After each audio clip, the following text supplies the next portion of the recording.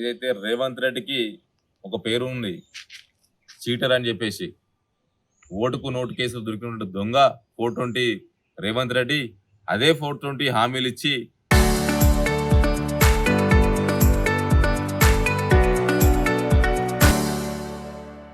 గద్దెనెక్కినటువంటి రేవంత్ రెడ్డి ఈరోజు రైతులను ఏ విధంగా మోసం చేస్తున్నాడు అనేది తెలంగాణ రాష్ట్ర రైతాంగం కూడా మొత్తం కూడా గమనిస్తా ఉన్నది.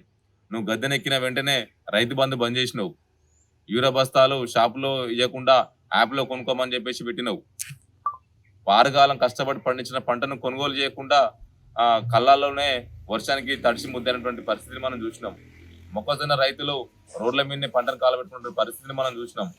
ఈరోజు సకాలంలో వర్షాలు పడకపోవడం వల్ల రైతులు పోసినటువంటి నారు ఎండిపోతున్న తరుణం కూడా మనం ఈరోజు కళ్ళారా చూస్తా ఉన్నాం. కాబట్టి ఆ రైతాంగాన్ని కన్నీటిని తూడ్చడం కోసం ఈరోజు మా కేటీఆర్ గారు స్వయంగా Kannepalli pump house Kaleshwaram project లో ఉన్నటువంటి నీటిని తెలంగాణ రైతాంగానికి చూపించి, నువ్వెందుకు రేవంత్ రెడ్డి రైతుల మీద కక్ష పొందుతా ఉన్నావు, ఆ నీటిని విడుదల చేసి ఆ రైతులు పోసుకున్న నారును కాపాడి రైతుకు పంటకు సాగునీరు అందించాలని చెప్పేసి ఈరోజు కేటీఆర్ గారు కన్నేపల్లి పంప్ హౌస్ బయలుదేరుతున్న తరుణంలో ఈరోజు బీఆర్ఎస్ పార్టీ నాయకులందరూ కూడా ఆయన స్వాగతం పలకడం కోసం, ప్రతి అడుగడుగున నీరజన పట్టడం కోసం సిద్ధమవుతున్న తరుణంలో కేటీఆర్ గారికి ఎక్కడైతే ఇమేజ్ పెరుగుతుందని చెప్పేసి గ్రహించిన రేవంత్ రెడ్డి ఈరోజు గన్పూర్ కాన్స్టిట్యూన్సీ లో కావచ్చు, తెలంగాణ రాష్ట్ర వ్యాప్తంగా హైదరాబాద్ నుంచి మొదలుకుంటే వరంగల్ భూపాలపల్లి వరకు కూడా ఉన్నటువంటి బీఆర్ఎస్ పార్టీ నాయకులను అరెస్ట్ చేసి పోలీసులు బంధించడం జరుగుతూ ఉన్నది. మీ ఒకటే హెచ్చరిస్తున్న రేవంత్ రెడ్డి, వెంటనే రైతులపైన నువ్వు సిద్ధశుద్ధి ఉంటే, రైతుల కన్నీటి తూడ్చాలనుకుంటే వెంటనే కాళేశ్వరం ప్రాజెక్టు ఉన్నటువంటి నీటిని విడుదల చేసి వారికి సాగునీరు అందించాలి. లేకపోతే 1,00,000 మంది రైతులతోని నీ ఇంటిని ముట్టడించి నిన్ను గద్దెను దించే వరకు కూడా మేము పోరాటం చేస్తామని చెప్పేసి హెచ్చరిస్తున్నాం.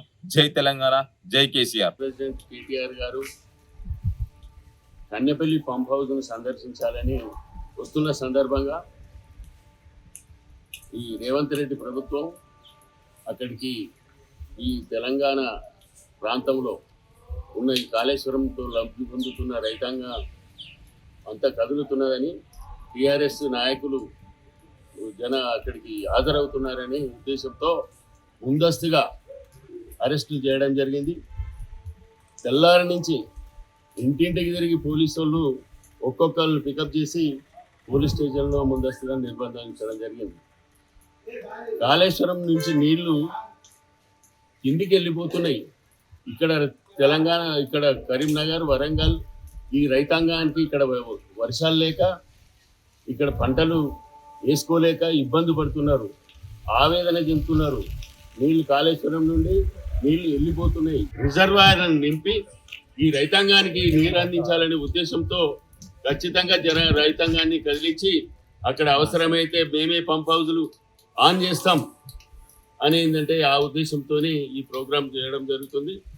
ఈ క్రమంలో ఈ పోలీసులు ముందస్తు అరెస్ట్ చేసి టీఆర్ఎస్ నాయకులను, కార్యకర్తలను కదలనీయకుండా ఎక్కడికక్కడ జిల్లా వ్యాప్తంగా, వరంగల్ జిల్లా వ్యాప్తంగా, ఇటు కరీంనగర్ జిల్లా వ్యాప్తంగా, జనగాం జిల్లా వ్యాప్తంగా కాళేశ్వరం నుంచి లబ్ధి పొందుతున్న రైతాంగాన్ని అందరినీ కూడా టీఆర్ఎస్ నాయకులను, ముఖ్యంగా టీఆర్ఎస్ నాయకులను, కార్యకర్తలను ముందస్తు అరెస్ట్ చేయడం జరిగింది.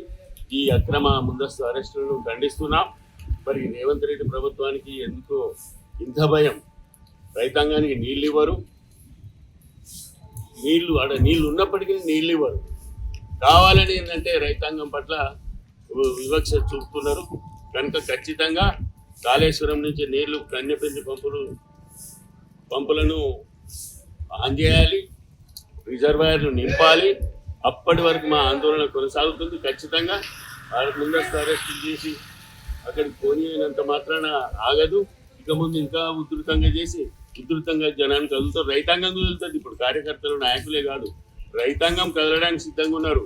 ప్రభుత్వం మెడలు వంచి కన్నెపల్లి పంప్ హౌస్లు ఆన్ చేసేదాకా ఈ పోరాటం కొనసాగుతుంది.